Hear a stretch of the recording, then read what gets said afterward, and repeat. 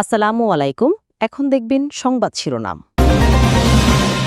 প্রচলিত পদ্ধতির সংস্কার চাইলেও গণভোট সম্পর্কে জানে না বেশিরভাগ মানুষ। বিশ্লেষকরা বলছেন পরিষ্কার ধারণা তৈরির দায়িত্ব সরকার ও রাজনৈতিক দলের। সাগরে মাছ ধরতে গিয়ে ভারতে আটক ২৯ জেলের বাড়ি মহেশখালী। উদ্বিগ্ন পরিবারের দিন কাটছে অনাহারে অর্থাহারে। দ্রুত ফিরিয়ে আনার আশ্বাস প্রশাসনের। কেবল বদলিতেই দুর্নীতি থেকে দায় মুক্তি পেলেন ময়মনসিংহ জেলা পরিষদের প্রধান নির্বাহী কর্মকর্তা কবির হোসেন। সিন্ডিকেট ভাঙতে কঠোর ব্যবস্থার তাগিদ। পায়রা নদীর অব্যাহত ভাঙনে ঘুম নেই বরগুনা সদর উপজেলার বাসিন্দাদের। আগামী বর্ষার আগেই বেড়িবাঁধ মেরামতের দাবি। বস্তা প্রতি দর বৃদ্ধিতে কমেছে সুগন্ধি চাল বিক্রি। কালোজিরা ও চিনি গুঁড়া আবাদে আগ্রহী নয় কৃষক। রপ্তানি বাড়লেও কমছে না ঘাটতি। এতক্ষণ দেখছিলেন সংবাদ শিরোনাম, এখন দেখবেন বিস্তারিত। প্রচলিত পদ্ধতির সংস্কার চাইলেও গণভোটের মানে বোঝে না বেশিরভাগ মানুষ। তাদের কাছে হ্যাঁ না ভোটের গ্রহণযোগ্যতা নিয়েও রয়েছে নানা প্রশ্ন। তবে রাজনীতি সচেতন, শিক্ষিত ও তরুণদের কাছে রাষ্ট্র সংস্কার সবচেয়ে বেশি গুরুত্বপূর্ণ।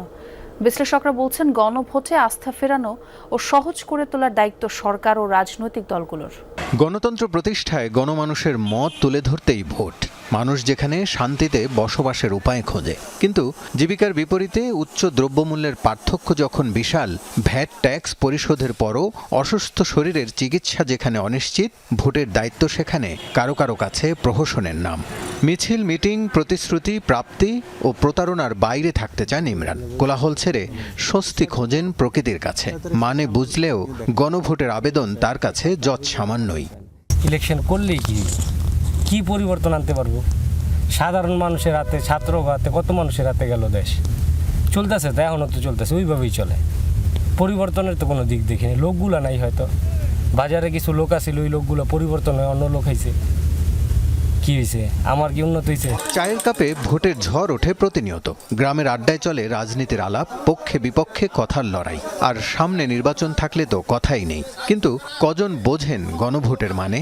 গণভোটে 4টি প্রশ্ন রাখা হবে: তত্ত্বাবধায়ক সরকার গঠন, উচ্চকক্ষে পিআর, বিরোধী দল থেকে ডেপুটি স্পিকার ও জুলাই সনদে ঐকমত্যের সুপারিশ বাস্তবায়নের পক্ষে বিপক্ষে হ্যাঁ না ভোট দিবে জনগণ। সে আলোকে বাস্তবায়িত হবে বহুল প্রত্যাশিত রাষ্ট্র সংস্কার।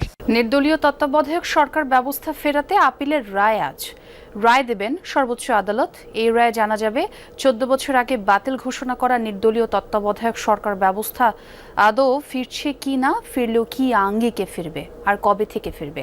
গত 11 নভেম্বর শুনানি শেষ হলে আজ রায় ঘোষণার জন্য দিন নির্ধারণ করেছিলেন প্রধান বিচারপতি সৈয়দ রেফাত আহমেদের নেতৃত্বাধীন 7 বিচারপতির পূর্ণাঙ্গ আপিল বেঞ্চ।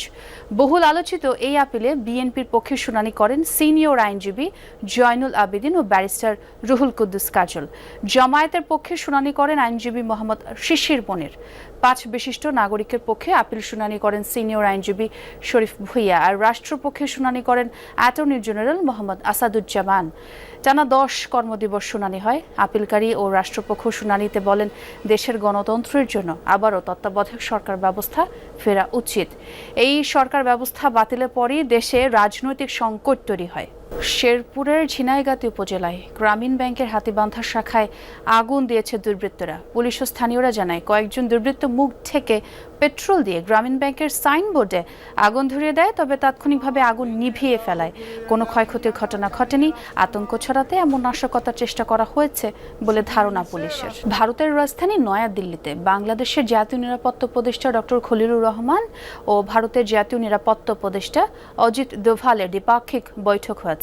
বুধবার সকালে 11টায় এই বৈঠক অনুষ্ঠিত হয়। বৈঠকে কলম্বো সিকিউরিটি কনক্লেভ CSC-র কার্যক্রম ও গুরুত্বপূর্ণ দ্বিপাক্ষিক বিষয় নিয়ে আলোচনা হয়। এ সময় নিরাপত্তা উপদেষ্টা সুবিধাজনক সময়ে বাংলাদেশ সফরের জন্য ভারতের জাতীয় নিরাপত্তা উপদেষ্টা অজিত দোভালকে আমন্ত্রণ জানান। গত বছরের আগস্টে ডক্টর মোহাম্মদ ইউনূসের নেতৃত্বে অন্তর্বর্তী সরকার দায়িত্ব নেয়ার পর এটি দ্বিতীয় কোনো উপদেষ্টার দিল্লি সফর। এর আগে এই বছরের ফেব্রুয়ারিতে ইন্ডিয়া এনার্জি উইকে অংশ নিতে জ্বালানি উপদেষ্টা মোহাম্মদ ফাউজুল কবির খান ভারত সফর করেছিলেন। সাগরে মাছ ধরতে গিয়ে ভারতে আটক ২৯ মাছি মাল্লার সবার বাড়ি কক্সবাজারের মহেশখালী। বেশিরভাগই পরিবারের একমাত্র উপার্জনক্ষম ব্যক্তি। তাদের নিয়ে উদ্বেগ উৎকণ্ঠায় স্বজনরা দিন কাটছে অনাহারে অর্ধাহারে। মন্ত্রণালয়ের সাথে সমন্বয়ের মাধ্যমে তাদের দ্রুতই ফিরিয়ে আনার আশ্বাস দিয়েছে জেলা প্রশাসন। মাছ ধরতে গিয়ে ভারতে আটক ২৯ জেলে মাঝি মাল্লার সবার বাড়ি কক্সবাজারের মহেশখালী। এরই একজন জসিমউদ্দিন, তার ৬ সন্তান, পরিবারের একমাত্র উপার্জনক্ষম ব্যক্তি। একই চিত্র জাহাঙ্গীর মাঝি, আবু বক্কর, পারভেজ এবং আবু সৈয়দের পরিবারেও। নুন আনতে পান্তা ফুরোয় অবস্থা। একটি জেলার প্রধান নির্বাহী কর্মকর্তার দায়িত্বে থেকে কত রকমের দুর্নীতি, অনিয়ম করা সম্ভব? প্রায় সব ধরনের অভিযোগই আছে ময়মনসিংহের কবির হোসেন সর্দারের বিরুদ্ধে। সাজা হিসেবে বদলি হয়েছেন নেত্রকোনায়। এরকম সাজা বা নিজেকে দায় মুক্ত করার ঘটনা তার ক্ষেত্রে আগেও ঘটেছে। বারবার দুর্নীতি অনিয়মের অভিযোগের মুখে নিজেকে নতুন করে হাজির করেছেন, বদলি বা দায়িত্ব বদল করে। বিশ্লেষকের মতে শুধু বদলি নয়, দরকার আইনের কঠোর প্রয়োগ। পেছনে কাজ করা অপ্রতিরোধ সিন্ডিকেট ভাঙতে হবে সবার আগে। প্রকৃতিতে শীতের আগমনী বার্তা। প্রতি শীতে অসহায়দের কম্বল দেয় সরকার। গেলবার ময়মনসিংহ জেলা পরিষদও ১২,০০০ কম্বল বিতরণ করে। তথ্য অধিকার আইনে পাওয়া নথিগুলো ঘেঁটে দেখতে চাই বাস্তব চিত্র। মোট ২৪টি মাদ্রাসায় দেয়া হয়েছে কম্বল। তারই একটি গৌরীপুরের হাসানপুর উত্তরপাড়া হাফিজিয়া মাদ্রাসা, যারা পেয়েছেন ৫০০ কম্বল। মুহতামিম হুমায়ুন কবিরও প্রথমে সেটাই দাবি করলেন, পরে বেরিয়ে আসলো সঠিক সংখ্যা। দেশে সুগন্ধি চালের দাম নিয়ে অনেক বিভ্রান্তি। একে তো গত কয়েক মাসে বস্তাপ্রতি দর বেড়ে গেছে, তার উপর খোলা ও প্যাকেট চালের দামে বিস্তর ফারাক। আগের চেয়ে কমে গেছে বেচা কেনাও। পাইকাররা জানালেন, ভালো দাম না পাওয়ায় কালো জিরা আর চিনি গুঁড়া চাল আবাদে আগ্রহ কম।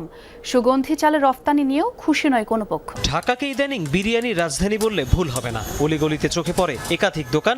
সকালে এসব দোকানে হারিয়ে আসতেই সুগন্ধে মাতোয়ারা হয় চারপাশ।